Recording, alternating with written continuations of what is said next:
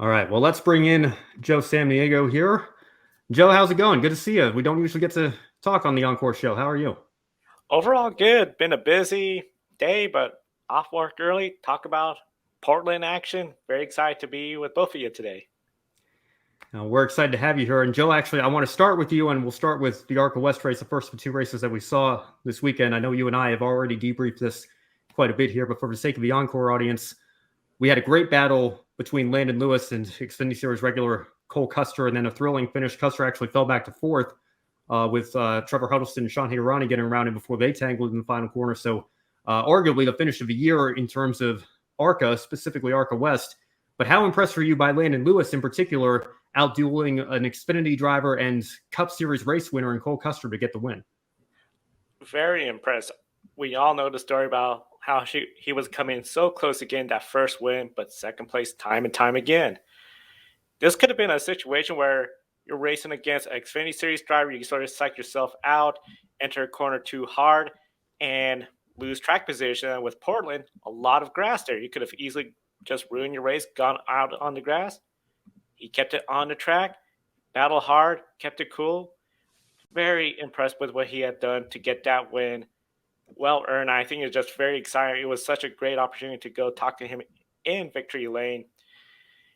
The emotion, and just when I asked him, has it all started to sink in now that you got the trophy, the pictures with the team and everything? It still hadn't sunk in. And I think it's going to be, probably won't be until Wednesday. Maybe it's just finally he could sit down and just think, I got that win. I beat Cole Custer, who went on to win the next day.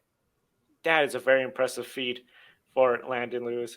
And overall, I think he has a lot of potential. And one of the things I always talk about when it comes to drivers, you get that first win, that sort of breaks the barrier, and you could start potentially getting more and more wins easily because you got that first one out of the way. Now go out there, get the second one because you know you could win. Yeah, Joe, you could definitely see the thrill from him with his interview with you in Victory Lane there. And I think this was a really big win, not just for ARCA West, but for Portland as a track. What a great finish to have a guy with his first win against a Cup Series driver. You couldn't script that much better. And there's just something to be said about these slower cars that just provides some really great action. And we got to see that. And, of course, that wasn't all we would see of Cole Custer, but it really did set up the stakes for the next event. So it was just a really great outcome for ARCA West and for Portland, and really excited for Landen Lewis. That was just a really thrilling battle to the end to watch. Yeah, that's been kind of a storyline with Landon this season. 3 second place finishes in a row. He did get a win at Curran last year, but in terms of this year going full time, going for a championship, been waiting to see when he was finally going to break through and get to victory lane once again. And, to pick up the win this weekend, I think he's really set the tone for his season going forward. I think he's got to be the championship favorite on the West side of things at this point. And, you're 4 races into the season, second place, your worst finish. I'd say you're doing pretty well for yourself there. So Landen Lewis getting that win, that's really the only thing he hadn't done this year. And now he can say he's checked that box, and he gets an opportunity to go to another road course this weekend at Sonoma and see if he can double down on that. So a great deal for him, and to beat Cole Custer for it too. I mean, I know Cole has kind of come under fire for, his lack of performance in the Cup Series the last couple of years. Some people saying maybe that's why he's back in Xfinity at this point, but Cole's a Cup winner, and he's, won plenty of Xfinity races, won the Xfinity race the next day, and we'll get into that here in just a moment. So he's certainly no slouch there himself, and to go head-to-head with a seasoned veteran like that and come out on top and get the win, I think has to be huge for Landen Lewis and his momentum going forward later in the season. Now let's shift gears to that Xfinity race. And speaking of huge momentum, I think it's huge momentum from a guy that finished second in the West race, but went one better in the Xfinity Series race. And Brandon, I'll just pose a question over to you. How big is this, given what I just mentioned about Cole Custer and the struggles that he's been through the last several years, for him to be back in victory lane now in the Xfinity Series? Yeah, again, you couldn't script this better. This was in the previous race. This was the guy, like the former Cup Series guy, battling the one who's been in this second, third spiral. Second and third place finishes, can't get his win, and then you go over to Cole Custer, who we've been talking about in the Xfinity Series so far this year, especially earlier on in the season. This guy can't catch a break, man. He's been leading almost everything, dominating, and then something happens, and you're wondering, is Cole Custer going to be able to get back to form as whenever he left the Xfinity series?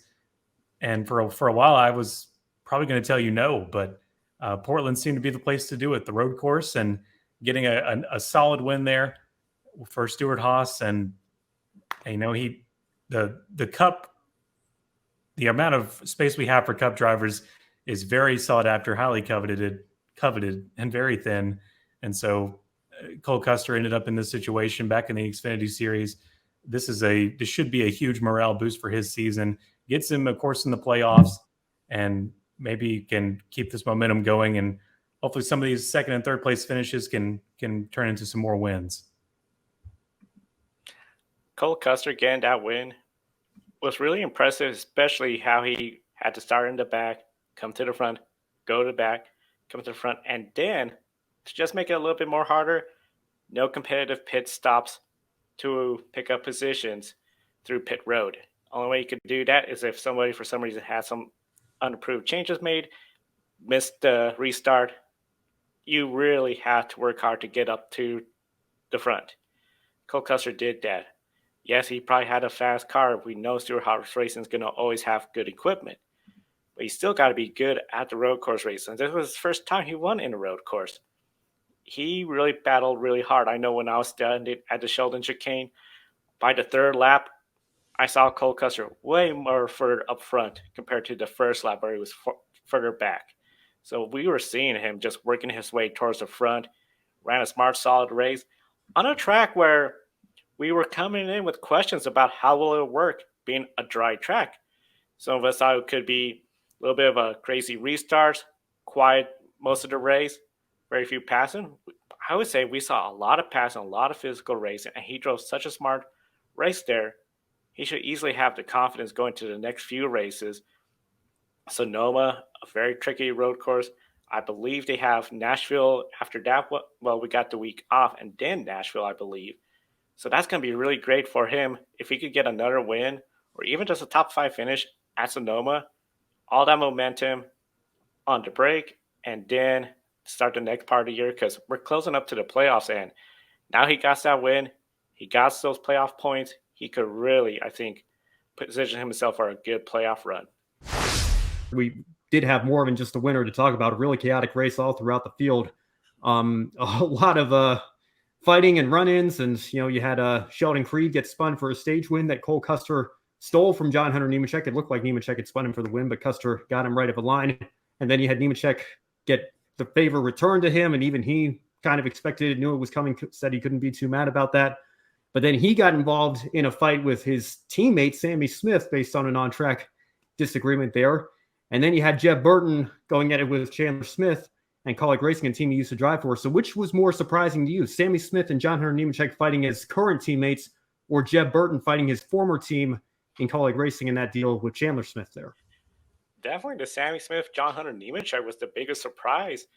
I know before the race weekend, Matthew Brown and myself, we had opportunity to talk to both drivers. And Matthew, I believe, asked Sammy Smith, what is your working relationship with John Hunter Nemechek? Is it more like a rookie veteran type deal, or are you both more equals considering where they are in the Xfinity level?